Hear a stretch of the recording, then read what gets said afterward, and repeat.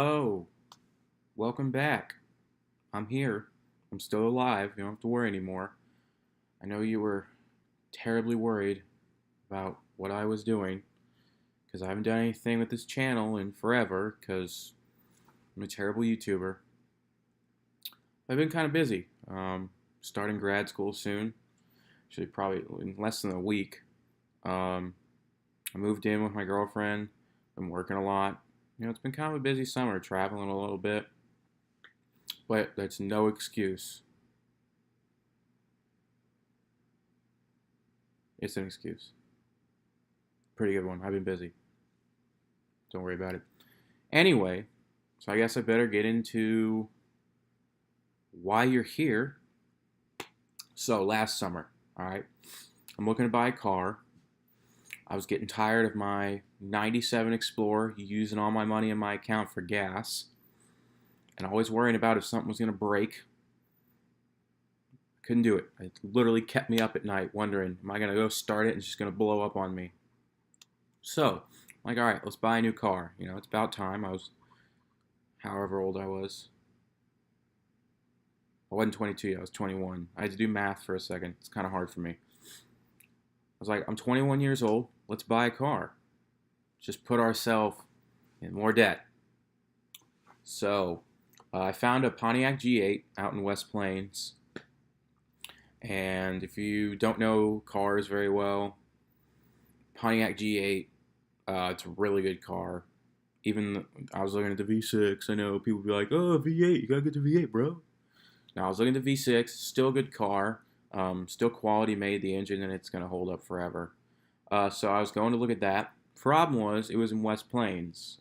It's about 90 or so miles away from Springfield. So I asked my buddy Connor to go with me, just to have like a second opinion on the car. Also, I asked him if he would drive, because in order to drive the Explorer out there and back, I would have had to take a second mortgage out on the house that I don't own yet, just to afford the gas. I mean, this thing is a well, Gabriel Iglesias reference there. Yeah, I mean, this thing is a tank. It would have cost me a ton to drive it out there. So I asked him if he would go and asked him if he would drive. I'd give him some gas money. It would be a lot cheaper for him to drive. So we get out there, no problems at all. I mean, easy sailing, smooth drive. Get out there, test drive the car. Oh, I love it. It's a good car. It's well built, low miles. It's been taken care of for the most part. It's been good. So, talked to the dealer, and I was like, all right, I'm going to try to get the loan through my bank. I'll let you know, blah, blah, blah. And then we leave. So, we leave the dealership, and I don't know, 5 minutes down the road maybe, start to hear this rattling. I mean, just like, and we're like, well, that wasn't here on the way here. So we think it's like in the back. Well, then I start hearing it. I'm in the passenger seat, obviously. I start hearing it on my door. And I'm like looking around, going, is there paneling coming off or something? So I start like tapping on the door. Well, as soon as I start tapping, like I hit one last kind of hard hit, and all of a sudden, the back of the car drops. I mean, just slams against the ground. And for a split second, Connor and I just look at each other going, what just happened? While we're looking at each other, I turn and look out his window, and all I see is the wheel and tire that was previously attached to the back of his car going down the highway, just bouncing on the wrong side of the road. Not that it would make it any better if it was bouncing on the correct side of the road, because it shouldn't be bouncing off of our car anyway. So it's bouncing down the opposite side of the road, and there's a semi coming. So all I'm thinking is, Mother of God. it's going to smash in to the semi. I mean, just go straight through the window. This guy's going to wreck. Connor's going to be liable. I mean, he's going to have to pay a ton of money. And luckily it doesn't. It like hits a rock or something on the road. And you can see as it's bouncing, the lug nuts are just flying everywhere. because you can see the little reflection on him. Just hits something and goes into the wooded area off the side of the highway. Well, we're in the left lane, so he's like trying to control this thing as we have three of our four wheels still attached, and we slide off to the left side of the road. Luckily, he doesn't put it in the ditch. I mean, he did pretty well, because I would have probably just froze up because I wouldn't have known. If we had done that in the Explorer, it would have been a whole heck of a lot worse because that thing probably would have flipped, it exploded, killed us both. So we slide to a stop, and we just sit there and we're like, what just happened? So we both get out of the car. It's sitting super low in the back because there's no wheel or tire on the driver's side. And we get out and look, and, I don't know why I was surprised when I had already seen the tire and wheel bouncing on the other side of the road that it was gone. Who took it? Well, we turn as we're looking at this, and the median has caught on fire from our sparks. I mean, because this would have been incredible to see from the back if we weren't in the car. Because, I mean, I'm sure we were just shooting sparks out of the back of this car like no other. And so the median's caught on fire. Because even though it had rained like 2 weeks ago, it was somehow dry again. And it's caught fire. Connor doesn't know what to do about his car. The tire and wheel have disappeared in the woods. I'm hungry, so that was my concern. I'm always hungry, so surprise, fat guy's hungry. Well, there's a truck driver on the other side of, like on our side of the road, on the other shoulder. And I'm guessing he heard it because it was loud. And so he steps out of his truck and he's like, "Are you guys all right?" I was like, "I think so, but we're missing something on the car." And he's like, "Yeah, and you set fire to the median." So he pulls out this fire extinguisher, tiny fire extinguisher from the cab of his truck and starts spraying it. I don't know if this guy was drunk, high, or just had never used a fire extinguisher before, but he was just screwing this whole thing up. I mean, he wasn't even pointing it at the right spot. I mean, he's like attaching a Band-Aid to a gunshot wound from a 12-gauge shotgun. I mean, he's just not doing a lot. I mean, thanks for helping, because it was more than Connor and I could do, but just not doing a whole lot of anything. He manages to somehow, though, get it to, I guess, burn out a little bit. So it's still kind of smoking, but it's not on fire. So Connor calls 911 because he's like, "We gotta get someone to come out here and take care of this fire we've caused." And I try calling my mom. She doesn't pick up. Thanks. It's like the one time I gotta call her that something has happened. She doesn't answer because I was like, "Well, you can just come pick us up." So he gets a hold of 911. I can't get a hold of my mom.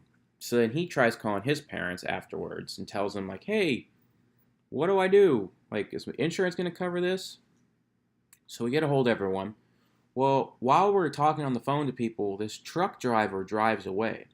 Well, he was smoking a cigarette while putting out our fire. He tosses it out the window, and I swear, his side of the shoulder catches on fire. I mean, we have our fire, and he has just caused a small grass fire on the other side of the road from his cigarette. That's how dry it was for some reason. So he, like, jumps out of this truck as it's still rolling. I don't know what he did, why he did that, and takes the rest of his dinky little fire extinguisher and puts out his fire, runs back to the truck and guns it to take off. So we've called everyone. We're like, well, we're just kind of sitting here now on the wrong side of the highway. We needed to be on the other side, or the wrong shoulder. Sorry, we needed to be on the other shoulder. So we're not like, because we're still in the middle of the left lane, technically. I mean, we are over the line. The shoulder's like yay big, and we are in the road too.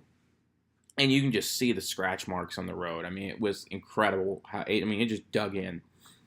So we're like, well, maybe we find the wheel and tire, we'll be all right. So we run across the highway, Can't say it's one of the smartest decisions. I can't talk. Can't say it's one of the smartest decisions I've ever made. So we run across the highway, trying to find this wheel and tire. And we have to, I mean, here's the highway, and you got to go to dip down into the ditch. So if this thing bounced off the edge of the highway, I mean, it caught major air. So we're looking, for some reason, thinking it's just going to be laying down there going, hey, here I am. So we're looking for it. We try to walk into the woods a little bit. I'm wearing shorts, like Sperry's short socks and a t-shirt. Like I wasn't expecting to go on a wooded adventure on our way to look at a car or on our way back to look at a car. And he's wearing the same thing. I mean, he's got high socks on and tennis shoes, so he's a little better suited. But no, we're not like, I mean, we don't have anything on that's going to be able to let us walk through the woods. I mean, because it's just thick brush. So we start looking, trying to see if we can see like a pattern of where the tire hit or anything. We're not finding it. We don't end up finding it at all, actually. Like, we never found this wheel and tire. Have no idea where it went. I mean, it's probably grown into a tree by now. It's been a year. So we run back across the highway. People are just honking at us, looking at like we're nuts. I'm like, yeah, hi, yep, we're idiots. So we go back across. By this time, the fire marshal, fire chief, whatever you want to call him, shows up in his truck. And he starts trying to put out the fire on our side that has started up again. And he looks at us and goes, y'all lose a wheel? Nope. 3-wheel cars, weight reduction. Of course we lost a wheel. We're sitting like this. Like, there is clearly a wheel missing. Like, that's just the dumbest question to ask. So he starts putting out the fire. He's talking to Connor. Connor's still waiting on his parents to call him back about, because they had to contact the company, the insurance company for a tow truck. So they start looking, see if they can find like any lug nuts or anything, something that's littered on the highway, trying to put the fire out too.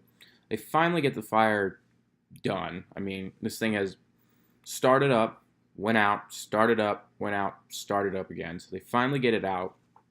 Well, about this time, a cop pulls up. He's like, you guys the ones that called about missing a wheel? Sure. I don't see anyone else in this highway missing a wheel. Well, apparently, like 2 miles behind us, technically, down the road, there has been like a wreck happen. Of course, the day we lose a wheel, there's got to be a ton of wrecks, so the tow truck is going to be late. So we're trying to get a hold of his insurance company, figure out when this tow truck's going to be there. They're handling another wreck. So in probably a 5-mile radius, there's been 2 wrecks and our dumbasses losing a wheel and tire. Like, who does that? So the cop's like, well, you guys are in the middle of the road, technically, so I got to call a tow truck. I know. He's like, it's not going to be covered by your insurance, but I got to get you out of the road. Like, that's fine. So we call that guy. That guy's tow truck is, like, unavailable for some reason at the moment. He's like, yeah, it's going to be like 25 minutes. So we have to wait on that guy. We're just sitting on the side of the road against the car, drinking our Sonic drinks we got, because we always get Sonic drinks. Just hanging out. It's getting hot. People are driving by looking at us, going, what are these guys doing? So finally, the tow truck comes, gets it up on the truck. I mean, this thing is scraping the bottom. Luckily, there was no like structural damage. I mean, his muffler was kind of toast, but he was replacing the exhaust anyway. So we get it in, turn it around, and we're talking to this tow truck driver as we're riding back to just somewhere to get us a wheel and tire in West Plains. And he starts telling us, this is why I was so confused why the ground kept catching on fire.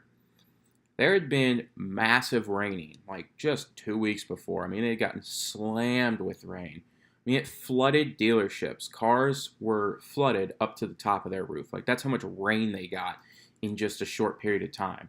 So that's why I'm confused of why we're able to set the median on fire so quickly, because I would think if it flooded that much, the ground would still be at least a little saturated.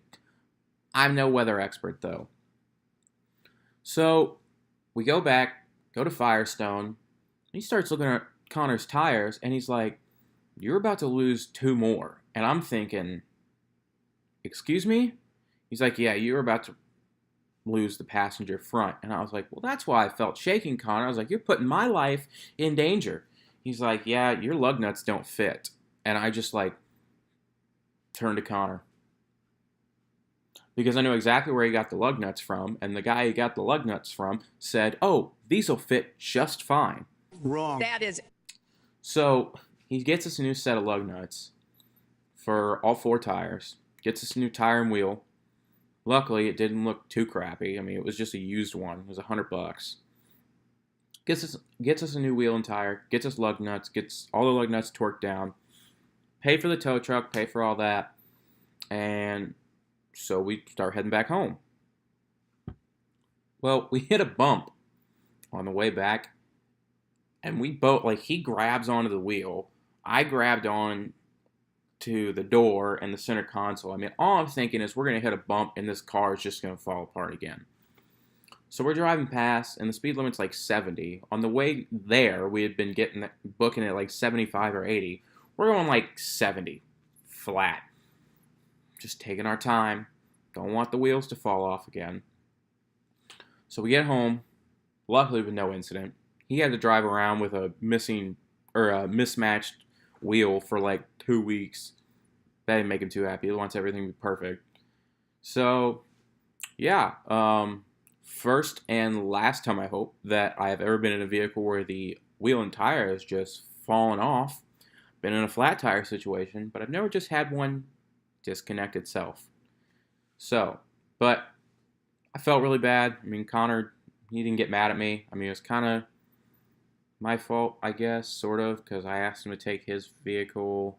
I don't know. I mean, you could put the blame on me. But he was really cool about it. Didn't get mad at me. He's like, could have happened anytime. He's like, I'm just glad someone was with me and I wasn't stranded somewhere. So, yeah, moral of the story. Torque down all your lug nuts. And make sure they're not made in China. So, all right. Well, sorry I haven't been doing much lately. I'm hopefully going to be doing more. I say hopefully. I've got practicum, school, work, all that stuff. I do have an idea for a video coming up. It's going to be kind of like a 7-day thing. I'm not going to say too much about it. There's a supplement company that makes something that I want to try for 7 days. And I've kind of talked to them. So, we're going to see how that goes. Something may become of it, something may not. So, I appreciate you all sticking around. I know I've had some people ask me, when's your next video coming out? At least I know people watch the channel and care when I'm going to release stuff, so that's pretty nice. So yeah, hopefully I'm going to get something out soon after this one. Hopefully that 7-day thing I was talking about works out, and if it comes to that it's going to happen, I'll make a video talking about it beforehand. So thanks guys, thanks for sticking around. If you're a new viewer, don't forget to hit that subscribe button so you can see my erratic schedule of uploads. And if you like the video, you like hearing about Connor and I losing a wheel and tire and being stranded, hit the like button. So, hope to see you guys later. Have a good day.